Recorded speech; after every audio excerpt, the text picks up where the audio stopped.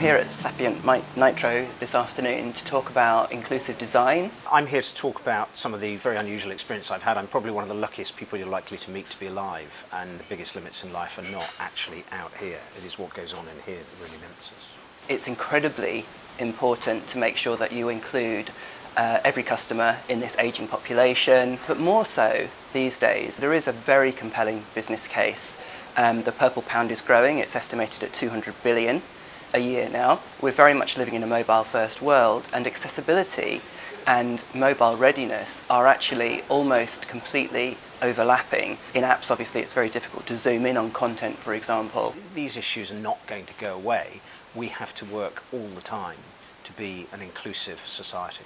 Inclusive design is what we now like to call or think of as accessibility, which is something that you build in right from the start. It informs every single decision that you make. 90% of websites, even today, a decade on, aren't even at the base level of accessibility. They're not legal, they're turning away customers, and they're missing out on this potential revenue. I think companies need to see this as a customer service issue, and a lot of good companies do, and things are really improving.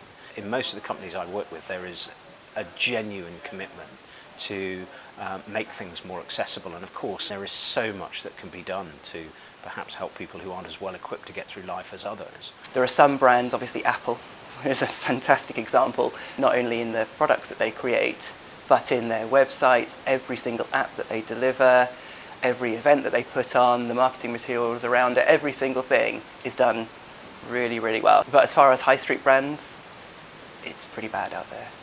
You have absolutely no idea what your platforms will be that you're going to be supporting in 2 months' time, let alone 2 years' time. Think about the Amazon Echo, which is soon to be coming to the UK, Google's Home Hub, for example. Those are what are called headless UIs. There's no screen involved.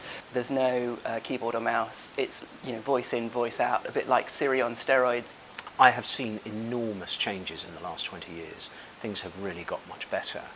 It's going to be something that continually develops, and we also need to recognise that perhaps the mark of civilization is how we respect the rights of our minorities.